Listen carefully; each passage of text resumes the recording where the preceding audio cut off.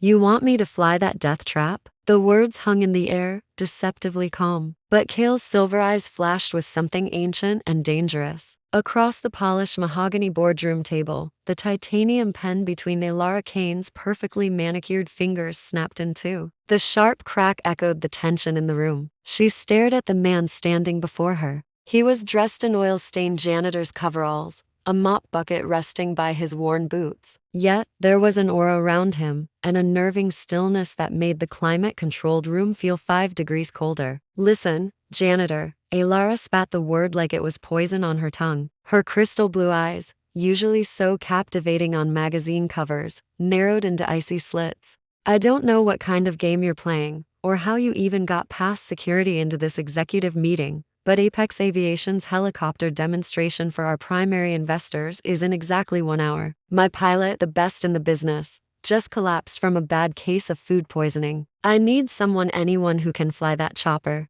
A muscle in Kale's jaw tightened. For 6 long months, he had scrubbed floors and cleaned windows, watching Elara Kane, the brilliant but arrogant CEO his board had hired, run his company into the ground. Her ambition was a wildfire burning through profits, while her condescending attitude alienated the very people who kept the company running. She treated every lower-level employee like dirt beneath her expensive heels. She had no clue, no idea that Kale Thornridge, the man she saw as just another piece of the background, was the silent majority shareholder, the founder, the alpha werewolf who had single-handedly built Apex Aviation from a dream into a billion-dollar empire. He'd gone undercover, hiding in plain sight, to find the source of the rot, the corruption that was bleeding his legacy dry. Fly it yourself. Kale's voice was a low growl. He turned, ready to walk away, to let her empire crumble under the weight of her own hubris. How dare you? Elara's voice cracked like a whip. The sound of her Louboutin heels clicking furiously against the marble floor was a staccato rhythm of rage. She stalked toward him, her 5'10" frame radiating fury. You think you're special? You think you have the right to refuse me? You're a janitor, a nobody. You are nothing. Each word was a physical blow, striking something primal deep within Kale's chest. His inner wolf, the beast he kept leashed with iron control, stirred violently. It roared, demanding he shift right there in the boardroom, tear apart the fine Italian suits and show this arrogant human woman exactly who she was speaking to, but not yet. He needed patience. He was so close to getting the proof he needed to expose her embezzlement scheme, the one that was lining her pockets while bankrupting his company. Elara stopped in front of him, circling him like a predator, sizing up her next meal. She was completely oblivious to the fact that she was the prey, cornered by a beast far more dangerous than she could ever imagine. A cruel, mocking smile twisted her beautiful lips. I'll make you a deal. Her voice dripped with condescending amusement. You get in that helicopter. You fly it perfectly for the investors. Show them the flawless performance they came to see. And if you do, I'll marry you. The boardroom, which had been deathly silent, erupted in a wave of cruel, derisive laughter. The investors, men in their 60s who should have known better, smirked behind their leather portfolios. Elara's personal assistant, Miranda, a woman who mimicked her boss's every sneer, nearly fell out of her chair, giggling hysterically. Imagine that, Elara continued, her voice ringing with scorn. A janitor married to a CEO. It'll be the story of the century. Your life will change forever. But in that moment, as Kale's silver eyes locked onto Elara's piercing blue ones, something else happened. An invisible current, a spark of raw, untamed energy, arced between them. It was a connection that defied logic, that bypassed the human charade and spoke to something deeper. His wolf, the ancient spirit within him, recognized her with a soul-shaking certainty. Mate, the one bond that could never be broken, the one woman destined for him. And she was standing here, humiliating him, with no idea of the cosmic tie that bound them. The laughter died down as Kale's expression shifted. The flicker of danger in his eyes became a burning fire. He leaned in just slightly, his voice a soft, dangerous whisper that cut through the lingering chuckles. You'll regret those words. Elara's laughter returned, sharp and brittle as breaking glass. Oh, I highly doubt that. The only thing I'll regret is wasting my breath on someone so far beneath me. Now, are you going to fly the helicopter or are you going to get back to your mop? Without another word, Kale turned and walked out of the boardroom, the sound of their renewed laughter chasing him down the hall. As the heavy doors swung shut behind him, He pulled his phone from his pocket. His thumb moved swiftly across the screen, sending a text to his personal lawyer, the only other person who knew his true identity. The message was short, and it was final. Initiate Protocol Alpha. It's time she learned who really owns Apex Aviation. Oh, you think you know where this is going? You think he's just going to show up and reveal himself? You have no idea what happens next. The twist is coming, and it's going to blow your mind. So subscribe now, hit that notification bell, because the next part of this story will change everything. And hey, I'm curious, where are all my real supporters watching from? Drop your country in the comments below. Let's see how far this story goes. Thanks for watching. The runway shimmered under the intense midday sun, a long ribbon of black asphalt baking in the heat. I stood there, with my investors, feeling the sticky warmth start to creep up my neck. I checked my Cartier watch for what felt like the 15th time in as many minutes. The helicopter sat gleaming on the tarmac, a symbol of my company's future, a testament to my ambition. This single demonstration was everything. Miss Kane, where is your pilot? Mr. Yamamoto, the lead investor, asked. His voice was polite, but the irritation was a sharp edge just beneath the surface. My stomach twisted into a painful knot. I'd been so fixated on putting that infuriating janitor, Kale, in his place, so wrapped up in the power play, that I'd completely forgotten the most crucial detail. I hadn't actually found a replacement pilot. My mind raced, searching for an excuse, a plausible lie. But then, I heard it, the crunch of footsteps on the gravel behind me. I spun around, and my breath hitched in my throat. It was Cale Thornridge, but not the Cale I knew. The man walking toward the helicopter wasn't wearing the drab, oil-stained coveralls of a janitor anymore. He was encased in a custom-tailored black flight suit, a garment that seemed to be sculpted to every muscular line of his powerful frame. His dark hair, usually a messy tangle hidden under a baseball cap, was now styled, catching the sunlight like strands of polished obsidian. He moved with the fluid, deadly grace of a predator, and suddenly, my pulse was hammering for reasons that had absolutely nothing to do with anger or anxiety. What do you think you're doing? I hissed as he strode past me, my voice a low, furious whisper. Cale didn't even glance my way. He didn't answer. He simply climbed into the pilot's seat, his movements filled with the easy, unshakable confidence of someone who had done this 1,000 times before. He belonged there. The thought was as shocking as it was undeniable. Before I could process what was happening, the helicopter's rotors began to slice through the air, building from a whir to a deafening roar that vibrated through the soles of my shoes. The machine lifted off the ground, a graceful ascent that defied its weight. I watched, frozen in a state of disbelief, as Cale performed maneuvers that were breathtakingly complex. He wasn't just flying. He was dancing with the machine, executing military-grade tactics with a precision that made my investors gasp with audible delight. These were moves I'd only ever seen in high-budget action movies, executed flawlessly right before my eyes. Magnificent. Absolutely magnificent, Mr. Yamamoto exclaimed, his earlier irritation completely gone, replaced by pure, unadulterated awe. He turned to me,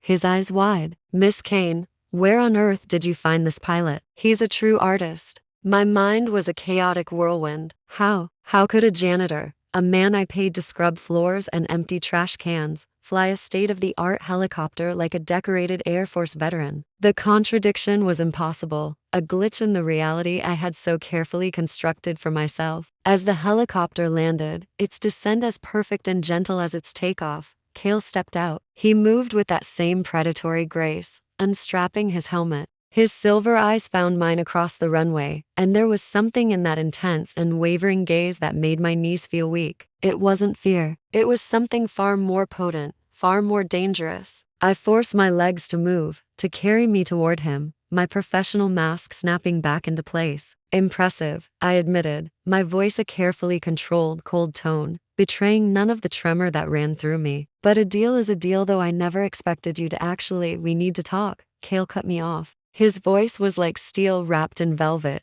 smooth but unyielding. Privately, without waiting for my agreement, he turned and led me toward Hangar 7, the high-security, restricted area that only top executives and I could access. My heart pounded against my ribs. What was he doing? When we reached the reinforced door, I swiped my security card. Access denied. The red light blinked mockingly at me. Then Kale held up his own card, a simple, unmarked black card, and the lock clicked open with a decisive thud. How did you? I started.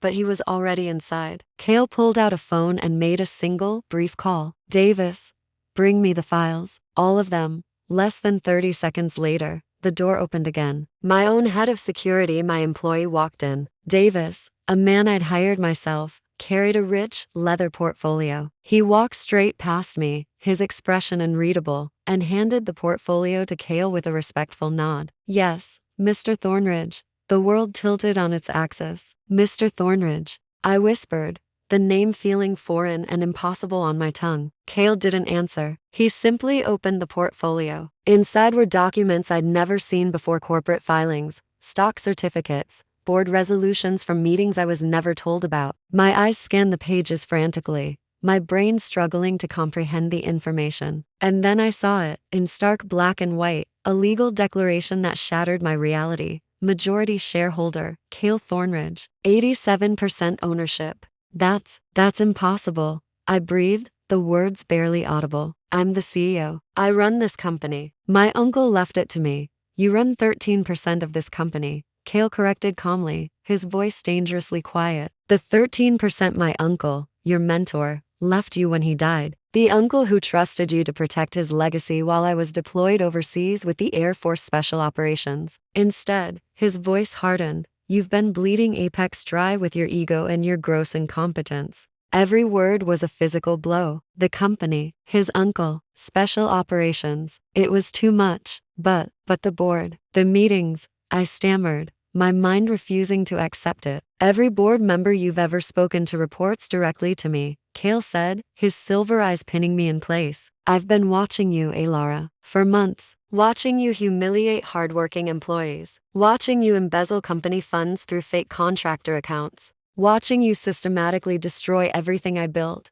everything my family built. I stumbled back, my mind reeling, trying to find purchase in a world that had crumbled around me. Why? Why the janitor disguise? My voice was barely a whisper. Kale stepped closer, closing the distance between us until my back hit the cold metal wall of the hangar. He was so close now I could feel the heat radiating from his body, could smell the scent of cedarwood and something wild, something untamed. Because I needed to see the real you, he murmured, his voice low and intense. The you who treats people like trash when you think they're powerless, when you think they can't fight back. His eyes flashed with that dangerous light again, a spark of something fierce and ancient. But here's what you don't know, Alara. He leaned in, his lips just inches from my ear, his breath warm against my skin. I'm not just your boss. His voice dropped to a husky, resonant whisper. I'm something much, much more dangerous. Before I could even form a response, a low growl rumbled from deep within Kale's chest, a sound too deep,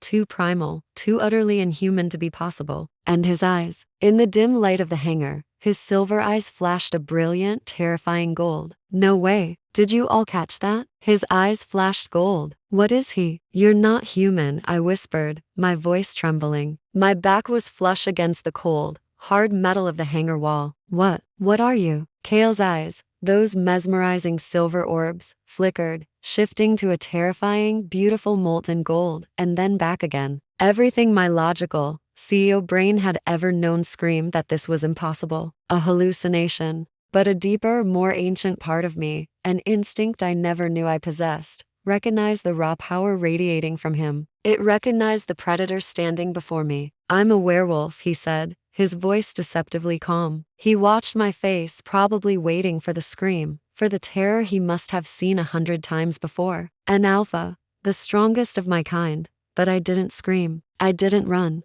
Instead, my scientific mind, the one that built $1 billion company from the ground up, kicked into overdrive. That's impossible. I managed, my voice shaking but firm. Werewolves are mythology, folklore, stories to scare children. So were airplanes once, Kale countered, his gaze unwavering. So was electricity. Just because you don't understand something, Alara, doesn't make it impossible. He took a deliberate step back, giving me space. Space to breathe, to process, to not feel cornered. I saw a flash of something in his eyes, a flicker of regret at the distance, but he held his ground. Prove it, I demanded, summoning the commanding tone I used in the boardroom. The fear was still there, a cold thread weaving through my voice, but I refused to let him see it. A sharp, dangerous smile touched his lips. You sure you want that? Before I could even think to answer, he began to change. I watched, frozen in a state of horrified fascination, as his body contorted. I heard the sickening crack of bones breaking and reforming, saw his muscles bulge and expand under his skin. Dark, midnight black fur rippled across his body like a wave. In mere seconds, the man was gone. In his place stood a massive black wolf, its eyes still that impossible, molten gold, still devastatingly intelligent. My hand flew to my mouth to stifle a gasp. The wolf was magnificent, easily the size of a small car. Its fur was so dark it seemed to drink the light in the hangar. It took a single, powerful step toward me, and every survival instinct I had should have screamed at me to run. But I didn't. Instead, I felt a pull, a magnetic, inexplicable draw to this terrifying, beautiful creature, to him. Just as quickly as it began, the transformation reversed. The wolf shifted back, and Kale stood before me again, fully human, breathing hard from the exertion, his clothes torn to shreds. My uncle was human, he explained, his voice rough as he pulled on the remnants of his shirt. He married my aunt, a werewolf. When they both died in that plane crash 3 years ago, he left his shares to you. He trusted you, Alara. He didn't know what you'd become. My mind spun, trying to catch up. The crash. You think it wasn't an accident? His voice dropped, turning deadly. I know it wasn't. And I know you've been meeting with Victor Stroud. The name hit me like a physical blow. Victor Stroud, my rival. The charismatic aviation CEO who'd been courting me for months, dangling promises of investments, of powerful partnerships. The man who'd smoothly convinced me that Apex Aviation needed restructuring. Victor has nothing to do with. Victor Stroud is a rogue alpha. Kale cut me off, his words like ice. He's been trying to get his hands on Apex for years. My uncle's technology. It was on the verge of revolutionizing the entire industry. Tech that's hidden somewhere in this company's R&D files. Technology Victor would kill for. And you think I'm working with him? My own anger flared, a welcome shield against the confusion and fear. You think I'm capable of murder? I think you're capable of being manipulated, Kale said, his tone softening slightly. He's been using you, Alara. Every business dinner, every investment opportunity, it was all a game. He's been positioning you to weaken Apex from the inside, getting it ready for a hostile takeover. My legs gave out. I slid down the wall, my designer dress crumpling around me. My entire world tilted on its axis. Every decision, every late-night strategy session over the past year, all of it orchestrated by Victor. I'd been his pawn. Why? I whispered, looking up at him. Why tell me this? Why not just fire me? Destroy me? Kale crouched in front of me, bringing us eye to eye. And in his gaze, I saw something that made my heart stutter. Something raw, possessive, and impossibly tender. Because you're my mate, the words hung in the air, heavier than any corporate secret. What? In my world, there's one person, one soul destined for you. The bond is instant, unbreakable, and permanent. His voice was thick with emotion. The moment I first saw you 6 months ago, my wolf knew. You're mine, Alara, and I'm yours. That's insane. I breathed, but my body was betraying me. My pulse was racing, and my skin tingled where his intense gaze touched me. Is it? He reached out, his movements slow, giving me every chance to pull away. When I didn't, he cupped my face, his callous janitor's hand surprisingly gentle against my skin. Tell me you don't feel it. Tell me there isn't something between us that you can't explain. I wanted to scoff, to mock him like I had in the boardroom just hours ago. But it would be a lie. I had felt it. Every time the janitor was nearby, a strange awareness had crackled over my skin. Every accidental brush of our hands had sent a jolt of electricity through me. I'd told myself it was irritation. It wasn't. This is crazy, I whispered again, more to myself than to him. Crazy as watching your mate humiliate you for 6 months and still wanting to protect her.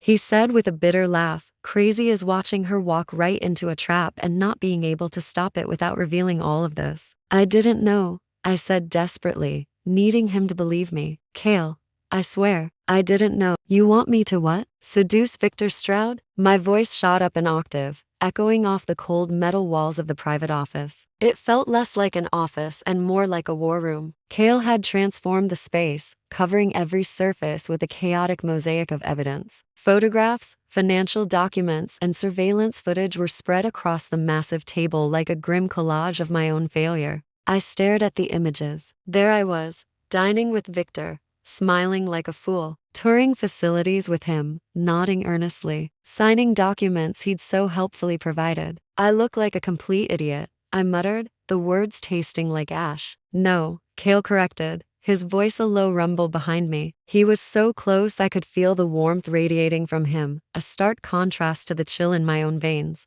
You look like someone who trusted the wrong person. The mate bond, this strange new current between us, thrummed like a live wire. Victor is an expert manipulator. He's used this exact playbook to take down 3 other companies. My eyes landed on a glossy photo of Victor. Sharp suit, a distinguished mane of silver fox hair, and a smile that could charm a snake. I'd thought he was handsome, sophisticated. Now, looking at that same photo, all I saw was a predator sizing up its prey. So, what's the plan? Kale moved to stand beside me, his shoulder brushing mine. The brief contact sent a jolt of electricity across my skin, a feeling I was determined to ignore. Victor's big gala is in 3 days, he began. He's expecting you to attend as his date. It is his power move, a public signal that you are abandoning what he's framed as the failing Apex Aviation to align with him. But I never agreed to be his date, I protested, my mind racing. How could he be so sure? Kale slid another document across the table, an email from my own account. My eyes scanned the text, confirming my attendance with Victor as my +1. Then I saw the timestamp.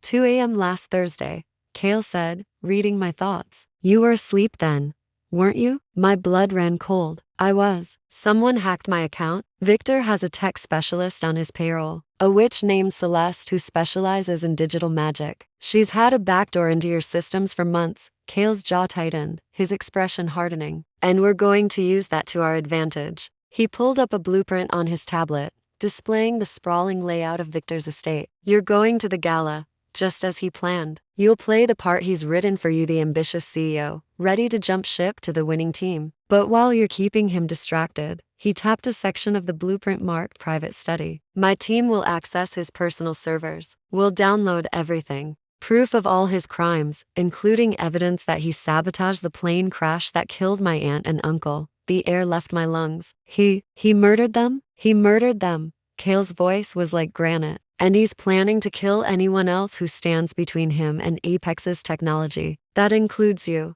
Alara, as soon as you're no longer useful. Ice flooded my veins. I had been so blind, so consumed by my own ambition. My desperate need to prove myself, to show everyone I deserved my position, had made me the perfect target. Why? Why does he want the technology so badly? Kale hesitated for a moment, then made a decision. He reached under the table and pulled out a locked, heavy-duty case. With a click, he opened it. Inside, nestled in foam, was a sleek device that looked like a cross between a GPS unit and a medical scanner. This is it. This is what my uncle invented. It's a detection system that can identify supernatural beings from their unique energy signatures. Werewolves, vampires, witches, every creature has a specific resonance. This device can find them. My eyes widened in disbelief. That's potentially genocidal in the wrong hands, Kale finished grimly. Victor doesn't just want to dominate the aviation industry. He wants to dominate the supernatural world. With this technology, he could hunt down pack leaders, eliminate his rivals, even create weapons specifically designed to kill certain species.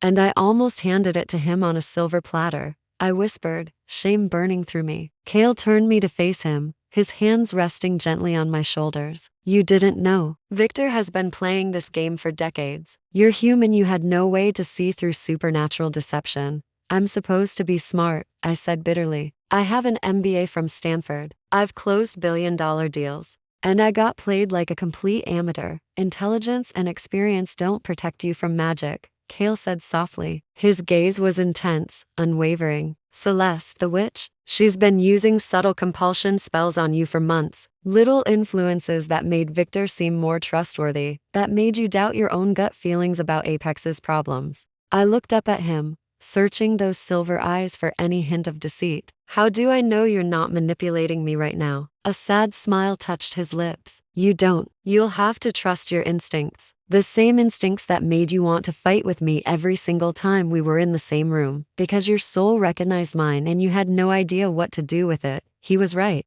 Every single interaction with the man I'd known only as the janitor had left me rattled, angry, and strangely alive. I'd told myself it was because he was insubordinate, but the real reason was because he was mine. Okay, I said, the word solidifying my resolve. I'll do it. I'll go to the gala. I'll distract Victor, and I'll help you get the evidence. It's dangerous, Kale warned, his brow furrowed with concern. If Victor suspects anything, then I'll handle it, I interrupted, my CEO voice returning, firm and decisive. I've been playing corporate games my entire life. I can handle one egomaniacal werewolf. A flash of pride lit up Kale's eyes. There's my alpha female. The words sent a thrill through me that I quickly pushed aside. But I have conditions, I added. Name them. First, after this is over, we tell the board everything. No more secrets. No more games. If we're going to run Apex together, we do it with complete honesty. Kale nodded without hesitation. Agreed. I'm not letting you walk into that gala, Kale growled, his voice a low rumble that vibrated through the room. His wolf was right there, just beneath the surface, and I could see it in the gold flecks igniting in his eyes. I snatched the phone back from his hand and read the message again, my heart pounding against my ribs. Come alone, Kale, or your little human CEO won't live to see the merger. Victor knew. After all our planning, all our careful precautions, he knew. How?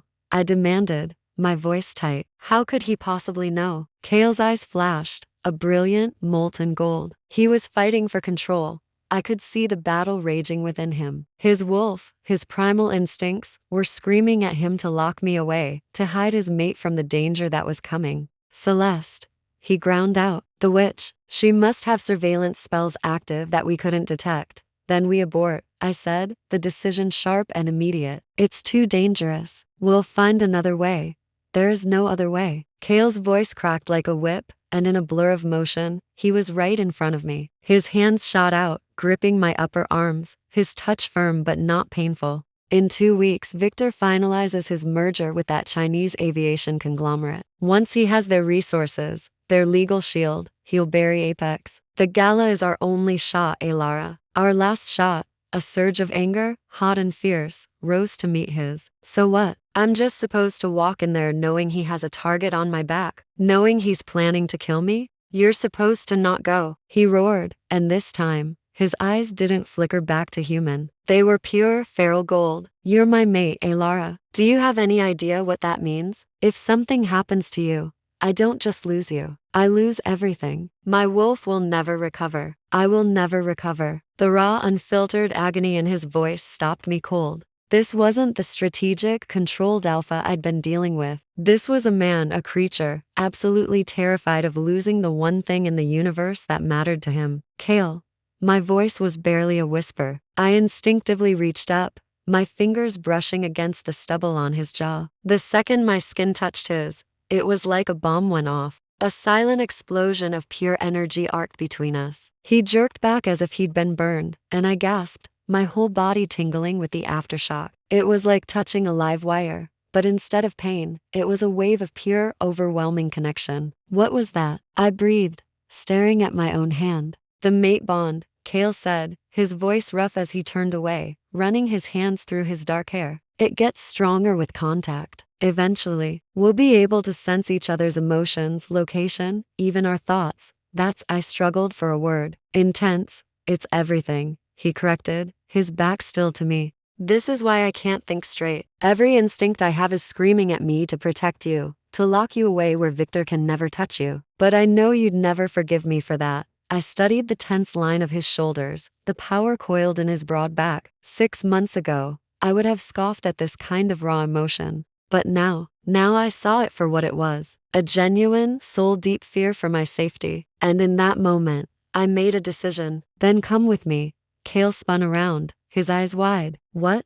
The message. I pointed out, my mind already racing. It told you to come alone. It didn't say anything about me bringing a date. So, I'll bring one. He'll recognize me, Kale said flatly. Not if we're smart about it. the plan was already forming. We change your hair color. We get you colored contacts. A different style of suit. You won't be Kale, the alpha of Apex. You'll be my new business consultant, someone I've hired to evaluate the company's assets before the big merger. He stared at me like I'd just suggested we fly to the moon. That's insane. That's brilliant, I countered, stepping closer. Victor is expecting you to stay away. He's counting on me being isolated, vulnerable. But if you're right there with me, we can protect each other while your team infiltrates his study and gets the evidence we need. I could see the gears turning in his head, the strategist warring with the protective mate. It's too risky, he said, but his voice lacked conviction. Everything about this is risky. I closed the distance between us, emboldened by that electric connection. But I'm not some damsel in distress, Kale. I'm a CEO. I've gone head to head with corporate terrorists in boardrooms. I've stared down shareholders who wanted to ruin me. I can handle one Victor Stroud. He's not human, Lara. He's an alpha werewolf with 100 years of experience, and I'm your mate. I cut him off, my voice ringing with a certainty I hadn't felt before. Doesn't that count for something in your world? Doesn't that make me stronger? His expression shifted, a complex mix of surprise, pride, and something so much deeper. You've been researching. I spent the last hour on your computer while you were on the phone, I admitted. I know an alpha's mate shares their power. I know the bond makes both partners stronger, faster, more resilient. And I know that historically, alpha females weren't just mates. They were warriors, leaders, and strategists. You're human, he reminded me, his voice gentle. The bond will strengthen you, but it takes time. Then we don't have time to waste arguing. I grabbed his hand, ignoring the jolt of electricity. 3 days, Kale. We have 3 days to prepare. Teach me what I need to know. Train me. And when we walk into that gala, we walk in together, as partners. That word partners, it seemed to change everything. I felt his wolf settle, a sense of rightness washing over the bond between us. An alpha is strongest with their mate by their side, not locked away in a cage. You're serious, he said, a statement, not a question, as he searched my eyes. The witch's laughter echoed through the hangar like breaking glass. Before I could even process what was happening, Kale shoved me behind him. His body shifted mid-movement, bones cracking, muscles expanding, dark fur rippling across his skin. In less than 2 seconds, a massive black wolf stood between me and the intruders, a low growl rumbling from his chest that made the metal walls vibrate. Well, a woman's voice purred. She slid off the back of a huge gray wolf with supernatural grace, her purple eyes glowing unnervingly in the dim light, fixed on me with predatory interest. Victor said you'd found the little CEO, but I didn't believe him. The great Kale Thornridge, alpha of the Northern Territory, playing janitor for a human? The gray wolf next to her shifted, its form twisting until a hulking man with a web of scars across his chest stood in its place. Boss wants the girl alive, he grunted. You alpha? You're fair game. Kale's only response was a deafening roar that shook the entire hangar. He launched himself at the gray wolf with devastating speed, a blur of black fur, flashing teeth, and sharp claws. The other two wolves immediately split up, one circling to attack Kale's flank, the other heading straight for me. My CEO training had prepared me for hostile takeovers in the boardroom, not supernatural combat in an airplane hangar. I did the only logical thing I could think of. I ran. But the brown wolf was faster. It easily cornered me against a wall of discarded airplane parts, saliva dripping from its bared jaws. Panic surged, but so did adrenaline. My hand desperately grabbed the first thing it touched, a heavy titanium crowbar. I swung it with all my strength. The crowbar connected with the wolf's skull with a sickening crack. The wolf yelped and stumbled back, looking more surprised than seriously hurt. Bad move, human, the witch, Celeste, called out from across the hangar. She raised her hand, and purple energy crackled menacingly around her fingers. Victor wanted you alive, but he didn't say unharmed. The purple energy shot toward me like a bolt of lightning. I braced for an impact. I knew I couldn't survive, but it never came. Kale appeared from nowhere, his massive wolf form absorbing the magical blast full on. He crashed hard into Celeste, sending her flying across the concrete floor. Without missing a beat, he spun on the brown wolf that had cornered me, his jaws closing around its throat in a hold that screamed dominance without actually killing it. The wolf submitted immediately, whimpering pitifully. The remaining two, the rust-colored wolf and the scarred man, exchanged a panicked glance. They shifted back into their human forms. We're done here, the scarred one said, raising his hands in surrender. No contract is worth fighting you, Alpha Thornridge. Victor didn't tell us we'd be going up against the Northern Territory pack. Tell Victor I'm coming for him, Kale growled, his voice a terrifying mix of human and wolf. Tell him I know everything. And tell him that Alara Kane is under my protection now, marked as my mate. Anyone who touches her answers to me. The three intruders grabbed the semi-conscious Celeste and vanished into the night with a natural speed. Kale shifted back to his human form, breathing hard, blood dripping from a nasty gash on his shoulder. You're hurt. I rushed to him, my hands hovering uselessly over the wound. I'm fine. It'll heal in an hour. Kale caught my hands, his intense silver eyes searching my face. Are you okay? Did she hit you with any magic? No, you saved me. My voice shook as the adrenaline finally crashed through my system. You could have been killed by that spell. Not even a possibility, Kale said firmly. You're my mate, Alara. I'll always protect you. The certainty in his voice did something strange to my heart. I'd spent my entire life being fiercely independent, proving I didn't need anyone. But the way Kale looked at me like I was precious, like I was worth dying for, it cracked something open deep inside me. Thank you, I whispered. Kale's hand gently cupped my face. Don't thank me for doing what any mate would do. His expression hardened. But this changes everything. Victor knows you're with me now. He'll accelerate his plans. Then we accelerate ours, I said, the steel returning to my voice. You said 3 days of training. We start now, for the next 48 hours. Kale pushed me harder than I'd ever been pushed. In the echoing hangar, he taught me to recognize supernatural creatures by their scent and subtle behaviors. He trained me in basic self-defense moves specifically designed for a human fighting a supernatural opponent.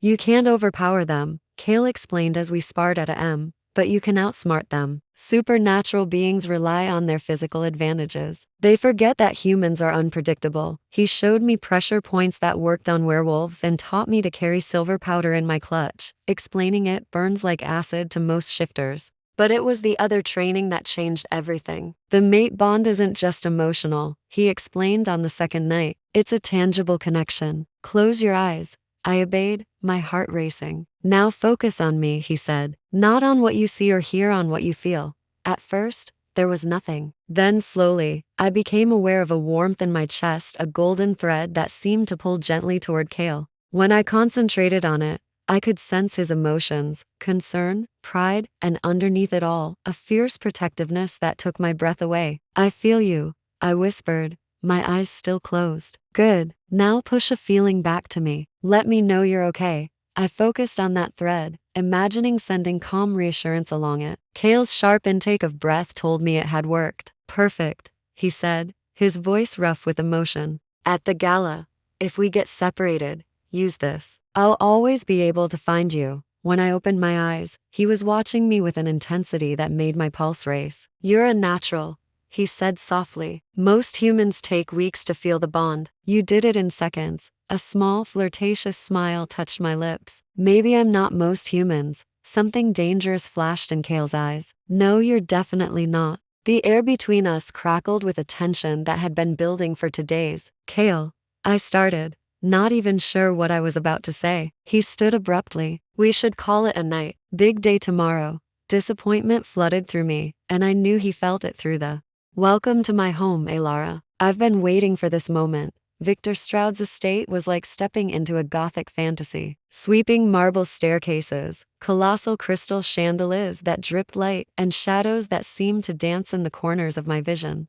Outside, a parade of luxury cars, Bentleys, Rolls-Royces, you name it, lined the circular driveway as the titans of the aviation industry arrived in a sea of designer gowns and sharp tuxedos. This was Victor's world. Opulent, powerful, and deeply unsettling. I stepped out of our limousine, the fabric of my blood-red dress clinging to me like a second skin. It was a calculated choice. Kale had given me a crash course in werewolf culture on the way here, and red was a declaration. It screamed power, dominance, a challenge. I wasn't walking in here as prey. Beside me, Kale was a ghost of his usual self. His normally dark, unruly hair was now a stark platinum blonde, slicked back in a style that was almost painfully neat. Deep blue contact lenses hid his most striking feature, those incredible, wild silver eyes. He was dressed in a perfectly tailored but utterly forgettable gray suit. He was James Morrison, a boring corporate consultant. Remember the plan, he murmured, his voice a low vibration only I could hear as we ascended the grand steps. I distract Victor while your team infiltrates his study, I recited back, my own voice barely a whisper.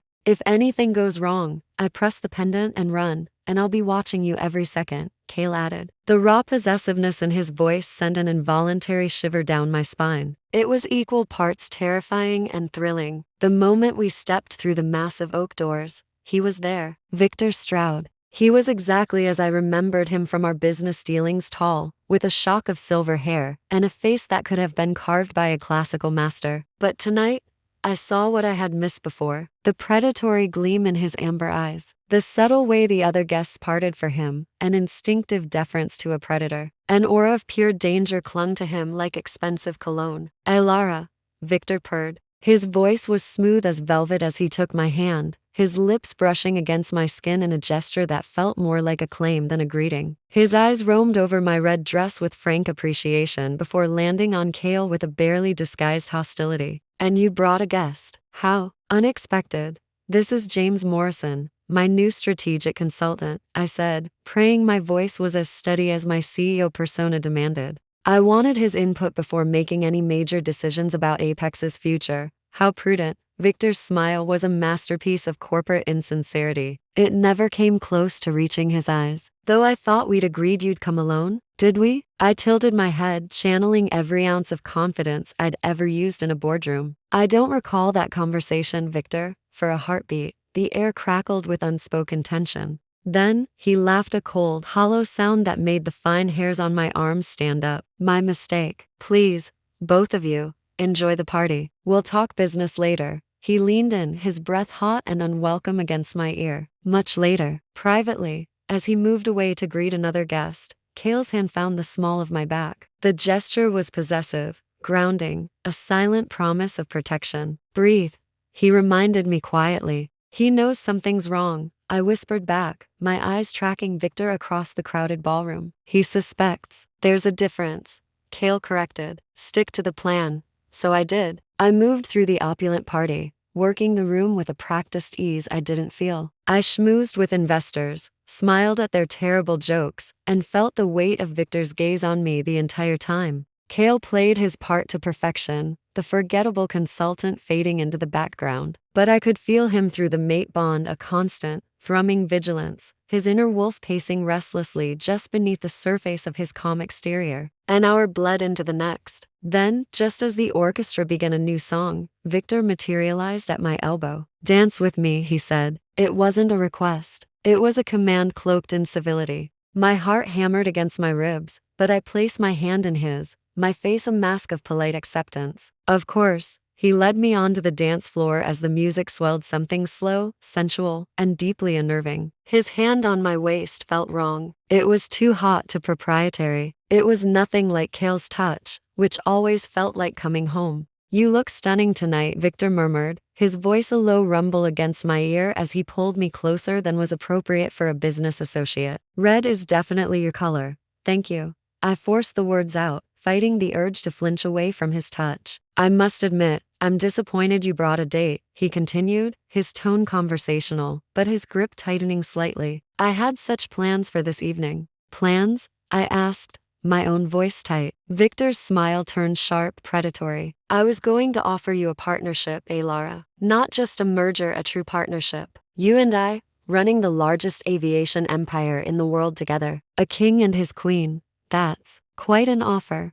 My blood ran cold. This was more than business. It could be more than business. He pressed on, his amber eyes boring into mine, trying to peel back my layers. You're ambitious, intelligent, beautiful. You deserve a man who can match your strength, someone who can give you power beyond your wildest dreams. The revulsion was a physical thing, crawling up my throat, but I held his gaze, keeping my professional smile locked in place. Victor, I'm flattered, but nothing. His grip on my waist became painful. The mask was gone. I've been patient, Lara. I've played the gentleman, courted you properly. But my patience has limits. a spike of pure, undiluted fear shot through me. I knew, with absolute certainty, that Kale felt it. Across the ballroom, I saw James Morrison go rigid, his fake blue eyes locked on us like targeting lasers. "You're hurting me," I said, my voice barely a whisper. "Am I?" Victor's voice was ice. All pretense of charm had vanished, leaving only the monster beneath. "Here's what's going to happen. You're going to sign the merger documents I've prepared. You're going to publicly sever all ties with Apex Aviation, and then you're going to belong to me." "Belong to you?" I choked out, horrified. The silver powder burned Victor's face like acid, and in an instant, all hell broke loose. Victor's scream of pure rage was so powerful it felt like it shook the mansion's very foundations. His face blistered and smoked where the silver had hit, and his normally amber eyes blazed with a murderous fury. In a flash, he shifted, his clothes shredded as a massive, monstrous gray wolf with silver-streaked fur erupted from his human form. I had to run. I didn't even think. Behind me, the sounds of battle exploded, savage growls, the sickening crash of bodies hitting walls, furniture splintering into 1,000 pieces. Kale's 3-pack members were fighting a desperate battle against Victor's 6 guards, trying to hold them off, trying to buy us time. I sprinted down the corridor, the clicking of my heels echoing on the marble floor before I yanked them off, not caring where they landed. I had to find Kale. I had to warn him that Victor knew everything, but I wasn't fast enough. Victor's wolf form hit me from behind like a freight train. I crashed hard onto the marble floor, the impact knocking the breath clean from my lungs.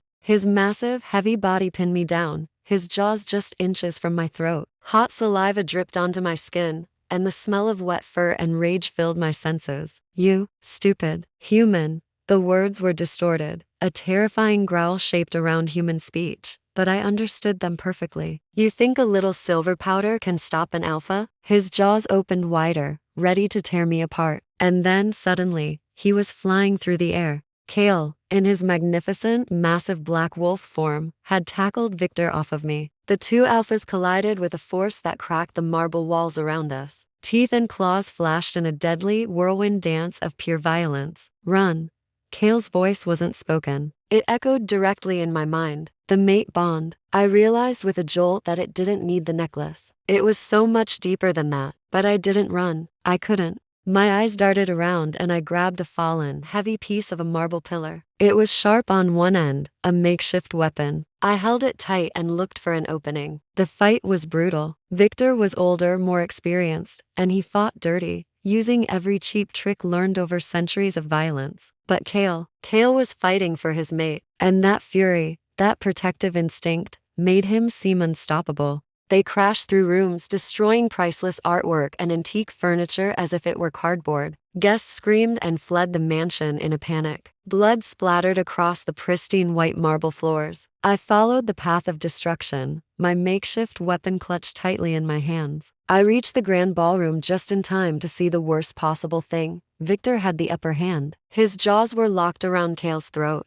No, my scream was primal, ripped from the very depths of my soul. I didn't think, I just acted. I ran at Victor and drove the marble shard with all my strength deep into his flank. Victor howled in pain and fury, releasing Kale to spin towards me. His amber eyes promised a painful death. Big mistake, little human. But the distraction was all Kale needed. He recovered in a split second and launched himself at Victor with renewed, explosive fury. This time, his jaws found Victor's throat first, and he didn't let go. "It's over, Victor," Kale growled, his voice a low, terrifying rumble that was barely human. "Surrender or die." For a moment that stretched into an eternity, everything was still. Then, Victor shifted back to his human form, Kale's powerful jaws still locked at his throat. "You win this round, Thornridge," Victor rasped. "But this isn't over, actually, it is." A new voice, calm and full of authority, cut through the tension. A woman who looked to be in her 60s entered the ballroom, wearing ceremonial robes that radiated power. Behind her stood a dozen wolves, not Victor's pack,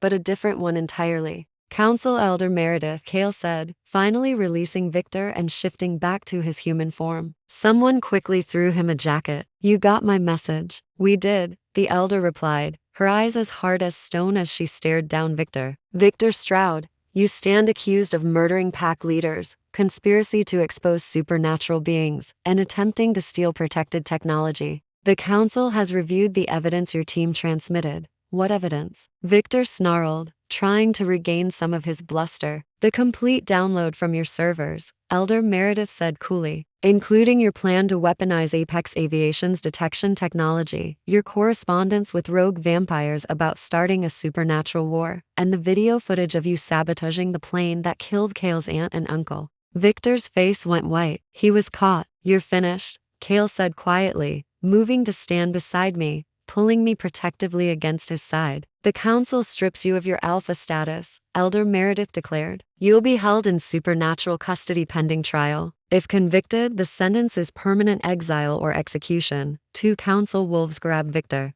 As they dragged him away, he locked eyes with me, his gaze filled with pure, unadulterated hatred. You'll regret this, human. Both of you will, that's enough. Elder Meredith snapped, and Victor was magically silenced, his mouth moving but no sound coming out. As they took him away, my legs finally gave out. The adrenaline faded, and the terror caught up to me. Kale caught me, lowering us both gently to the floor. Is it really over? I whispered, my voice trembling. It's over, Kale confirmed, pressing his forehead to mine. You're safe. We're safe. The relief was so overwhelming. Tears finally started to fall. I thought I'd lost you, I choked out. When he had you by the throat, but you saved me, Kale interrupted gently, cupping my face. You stabbed a werewolf alpha to save me. Do you have any idea how incredible you are? I was terrified. Bravery isn't the absence of fear, he said, his thumb wiping away my tears. It's acting despite it. You're everything an alpha female should be,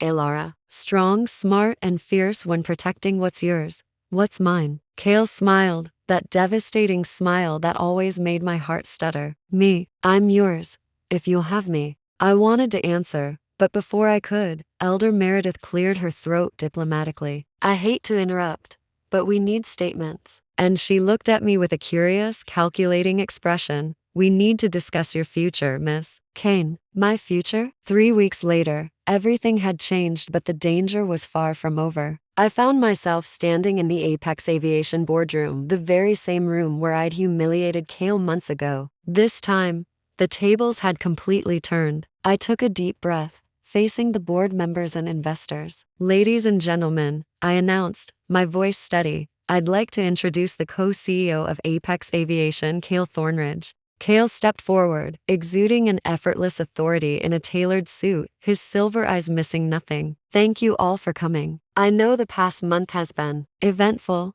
Eventful was putting it mildly. After Victor's arrest, the story blew up in the news, a version carefully scrubbed clean for public consumption. The official story? Victor Stroud, a corrupt executive, was in federal custody for fraud and conspiracy to commit murder. The supernatural truth, the world of werewolves and hidden powers, remained our secret. Apex Aviation is entering a new era, Kale continued. With myself and Miss Kane as co-CEOs, we're implementing several changes. First, a complete ethics review of all employees and contractors. Second, investment in employee welfare programs, including significant raises for our janitorial staff. I interjected, a small smile playing on my lips. Kale's eyes met mine across the room, and I felt the hum of our mate bond, a silent, shared amusement passing between us. The meeting went on, but my mind was split. I was tracking quarterly projections and expansion plans, but another part of me was just hyper-aware of Kale's presence, of this invisible golden thread that now connected us, and of the pack members stationed discreetly around the building. Victor might be locked up,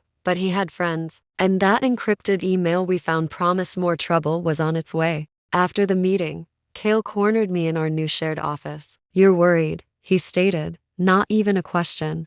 I'm always worried now, I admitted, sinking into a chair. It's like I was living in a black and white movie, and suddenly I can see all the monsters hiding in the shadows. Not all supernatural creatures are monsters, Kale reminded me gently. I know, your pack, they're wonderful. Elder Meredith is terrifying, but fair. It's just, I sighed. I can't stop thinking about that email. The syndicate, who are they? Kale's expression darkened instantly. A coalition of supernatural beings who believe our existence should be exposed to humans violently, if necessary. They want to start a war that ends with them ruling openly. And they see our technology as a weapon to start that war. I finished, the pieces clicking into place. Exactly. Kale pulled me into his arms, and I just melted against his chest, the solid beat of his heart a strange comfort. But we're prepared now. The council has guards on the R&D facility. Your penthouse is warded with protective magic. And I'm not letting you out of my sight. Kale, you can't protect me every single second. Watch me try, he interrupted stubbornly. I pulled back slightly to look him in the eye. Is this what our life is going to be? Constantly looking over our shoulders? For a while, yes, he admitted honestly. But eventually, the syndicate will realize we're too protected, too powerful. They'll move on to an easier target. That's not exactly comforting. No, but it's honest. He cupped my face, his gaze intense. I won't lie to you, Alara. Being with me means being part of a dangerous world. If you want out, if this is too much, I'll help you disappear. I'll protect you from a distance. I won't force you to. I kissed him, cutting off his words. I'm not going anywhere, I said firmly when we broke apart. You're stuck with me, Alpha Thornridge. Thank God, he breathed, kissing me again, a wave of relief washing over me from our bond. Later that night, I was buried in files, trying to understand this new world. You're going to give yourself a migraine, Kale said, bringing me a cup of tea.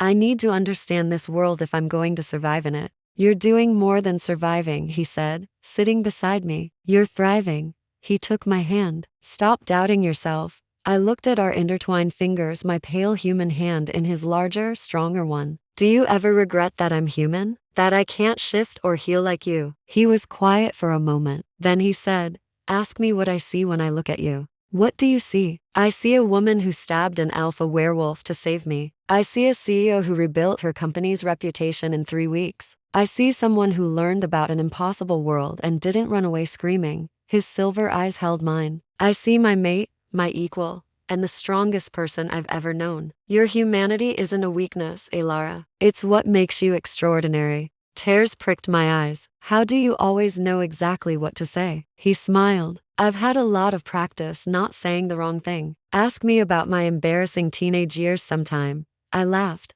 the tension finally breaking. We settled on the couch, and I curled up against his side. Tell me about the pack ceremony, I said after a while. The one where I'll be officially recognized as your mate. It's beautiful, he said softly. Under the full moon, the entire pack gathers. You'll stand with me before the elders, and we'll complete the bond publicly. A bite here. He traced the spot where my neck and shoulder meet, sending shivers down my spine. That marks you as mine, and me as yours. Then the pack will haul their acceptance, and you'll officially be Luna. Will it hurt? The bite? For a moment. Then it'll be the most intense pleasure you've ever felt as the mate bond completes fully. His voice dropped lower. After that, we'll be connected in every way. Over time, you'll gain some of my strength, faster healing, enhanced senses, a longer lifespan. So I'll live as long as you? Centuries, yes. If that's what you want.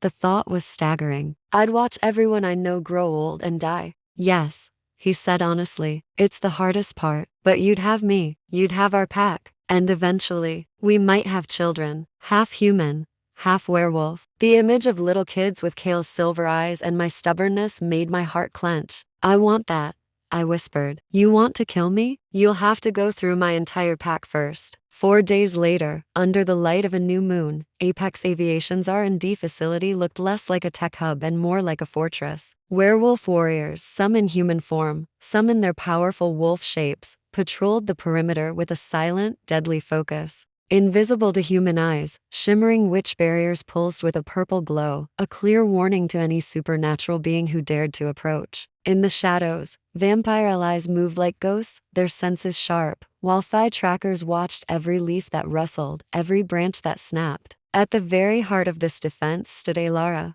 She was clad in tactical gear, her hands gripping weapons laced with silver and iron, a deadly combination for most supernatural creatures. Standing beside her was her sister, Sophia, who'd been brought here for her own safety. Sophia was still trying to wrap her head around the fact that her sister was now part of a world she'd only ever seen in movies. So, Sophia said, her voice a little faint, you're dating a werewolf. And you're about to fight a supernatural mafia. Alara offered a small, reassuring smile. Technically, he's my mate, not my boyfriend. And yes, Sophia shook her head slowly. I need therapy. Later, Alara promised, giving her sister's hand a firm squeeze. Right now, I need you to stay in the safe room with Elder Meredith's guards. Please, Sophia. I need to know you're safe. I'm not leaving you, Sophia began, but was cut off as Kale appeared, his presence so powerful it commanded the attention of everyone around them. Luna Alara needs to focus on the battle, he said, his voice leaving no room for argument. She can't do that if she's worried about you. Sophia looked from her determined sister to the formidable Alpha and finally sighed in defeat. Fine, but you better not die, big sister. Not planning on it, Alara said, pulling her into a tight hug. As Sophia was led away to the safe room, Kale drew Alara close, his voice dropping to a low murmur. Last chance to back out. You don't have to fight. You could stay in the safe room with her. Alara cut him off. We've had this conversation. I'm your partner, your co-alpha. I fight beside you. Or not at all. A fierce, proud smile lit up Kale's face. Then let's end this. Midnight arrived, just as Elder Meredith had predicted. One moment, the night was still. The next, it felt like reality itself was being torn apart. Supernatural beings poured through the defenses: rogue werewolves, bloodthirsty vampires, dark witches muttering curses, and other creatures Alara didn't even have names for. At their head was Victor, his face a mask of hatred, the scars from Alara's silver powder still raw. Attack! Kale's command echoed across the battlefield, and chaos erupted. Alara had trained for this, but nothing could have truly prepared her for the sheer violence of it all. Werewolves collided with bone-crunching force. Spells lit up the night sky in flashes of deadly color.